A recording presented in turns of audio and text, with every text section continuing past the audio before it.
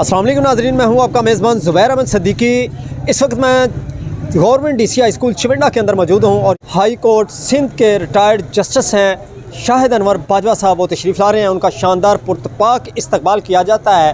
Government DCI school चिविंडा के असातिज़ा इकराम और तलबा मौजूद हैं जो कि बुक्के पकड़े हुए हाथों में फूलों की पत्तियां निछावर करके उनका शानदार तरीक़ासाज़ इस्तकबाल करने जा रहे हैं। अभी थोड़ी ही देर के बाद रिटायर्ड जस्टिस शाहिद अनवर बाजवा साहब तशरीफ़ ला रहे हैं। उनकी पूरी टीम, उनके साथ तारक बाजवा साहब, प्रिंस स्टूडियो वाले और रफ़ीक अहमद बाजवा साहब और मुदस्सर बाजवा साहब और उनकी पूरी टीम, अहमद लाला सईद साहब और उनके जितने भी रफ़ाका हैं वो भी तशरीफ़ ला रहे हैं और उनका शानदार पुरतपाक इस्तकबाल होने जा रहा है। आइए आपको ये पुरतपाक इस्तकबाल दिखाते हैं। जज साहब से बस एक छोटी सी रिक्वेस्ट है कि ये जो ऊपर वाली जो बिल्डिंग है हमारी पुरानी बिल्डिंग है, मेरे ख्याल 100 साल हो गया इस बिल्डिंग को, तो इसको जो है ना आपने एक प्रॉमिस भी किया हुआ है हमारे साथ है, तो मैं कहता हूँ आप इसे ज़रा जो है ना वो जाते हुए एक दफ़ा इसे विज़िट कीजिएगा। अल्हम्दुलिल्लाह वस्सलातु वस्सलामु अला रसूलिल्लाह।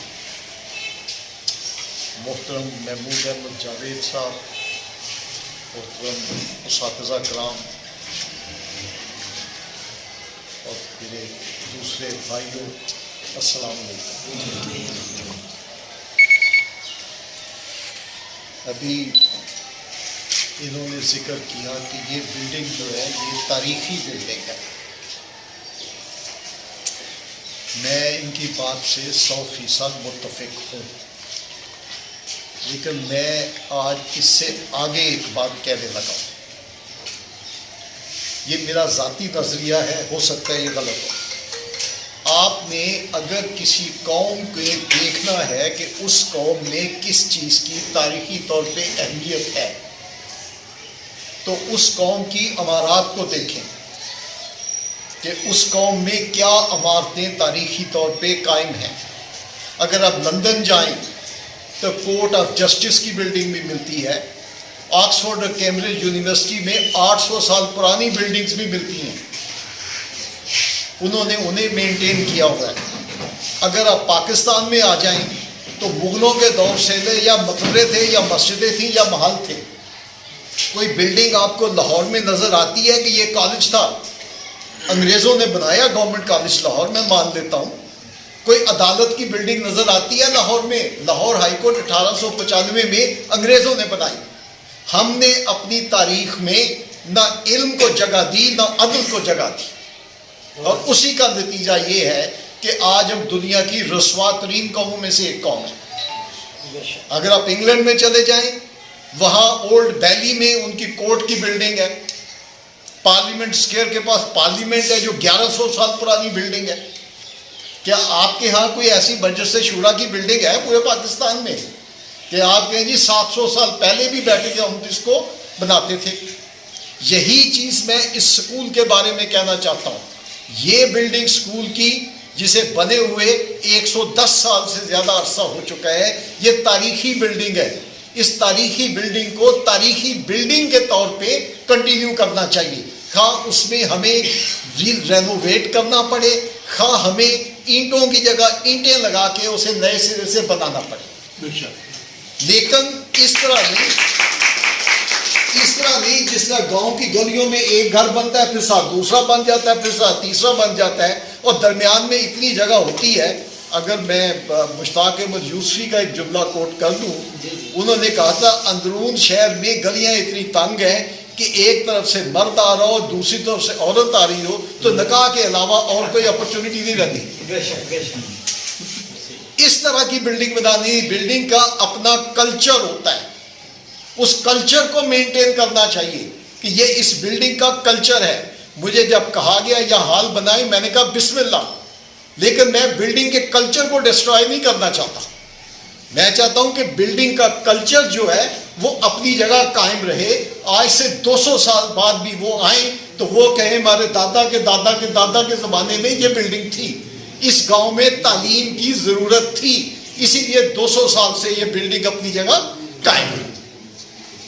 दूसरी चीज़ जो इन्होंने कही, ये बात मैंने पहले भी कही थी कि अगर आप बादशाही मस्जिद में लाहौर जाएं तो आलमगीरी दरवाज़े के ऊपर एक अजायब खाना है, اس میں حضور صلی اللہ علیہ وسلم کی کچھ چیزیں رکھی ہوئی ہیں.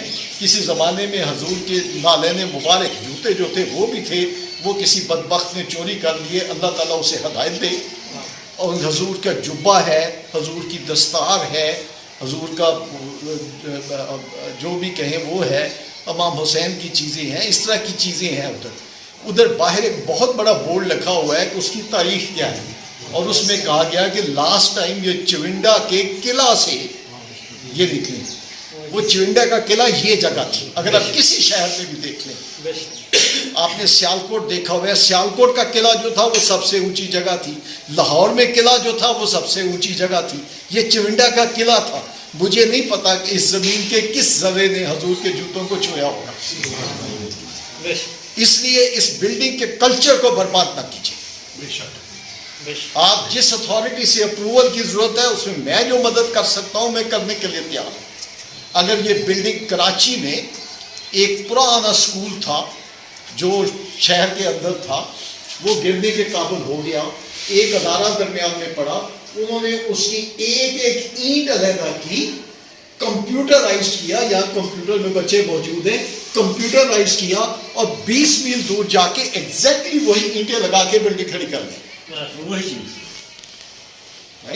وہ آرکیٹیکچر کا اسکول ہے.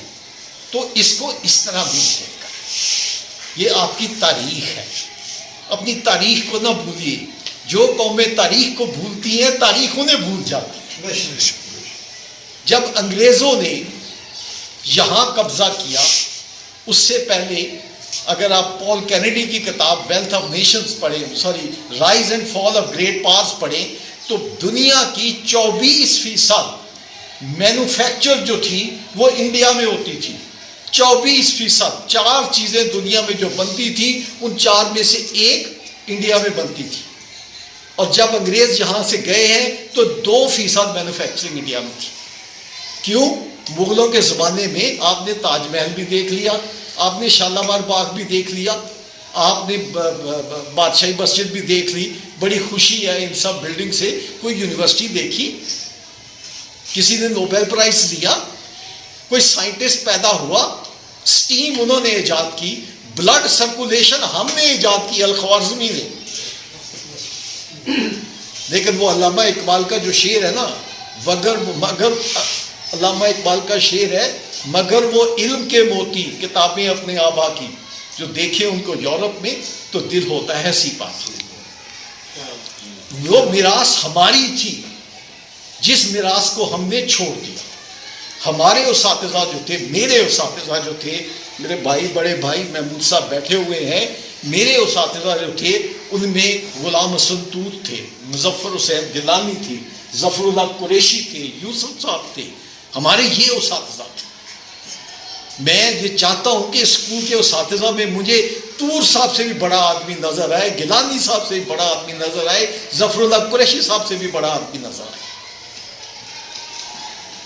تو بہرحال آپ کا ہال کا کام جو ہے میں اس کے لیے حاضر ہوں.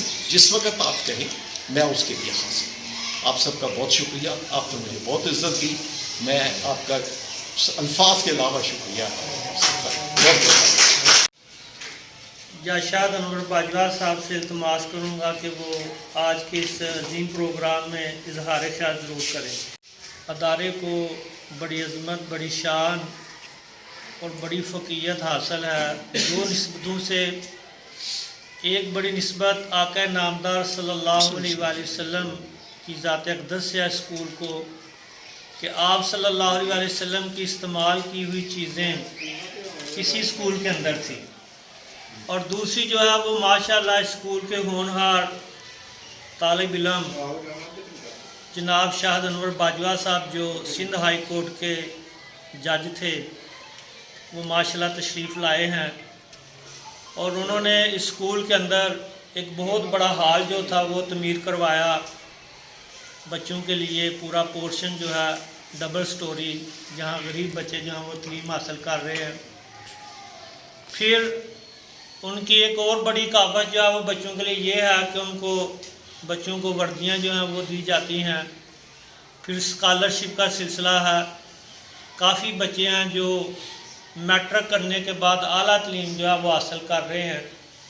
میں سمجھتا ہوں کہ اس دور کے اندر اگر کوئی اخلاص کے ساتھ اللہ تعالیٰ کی رضا کے ساتھ مخلوق کا خیال کرتا ہے، مخلوق کی خدمت کرتا ہے، تو یقیناً یہ وہ عمل ہے جو کل بروز قیامت میزان کے اوپر سب سے وزنی ہوگا۔ اللہ کے پیارے محبوب صلی اللہ علیہ وسلم کا فرمان مبارک ہے، خیر الناس من ینفع الناس، لوگوں میں سب سے بہتر وہ ہے جو دوسروں کو نفع دے۔ صحیح مسلم کی حدیث ہے کہ اللہ کے رسول صلی اللہ علیہ وسلم صحابہ کو بنی اسرائیل کے ایک بندے کی بات بتا رہے تھے۔ آپ علیہ الصلوۃ والسلام نے فرمایا کہ بنی اسرائیل میں ایک بندہ تھا، جب اس کی موت واقعہ ہوئی تو اللہ تعالیٰ نے فرشتوں کو بھیجا کہ اس سے پوچھو اس نے دنیا میں کوئی نیک کام کیا تھا۔ آپ صلی اللہ علیہ وسلم فرمایا جب فرشتے اس بندے کے پاس ہے تو اس نے کہا میں نے دنیا میں کوئی نیک کام نہیں کیا۔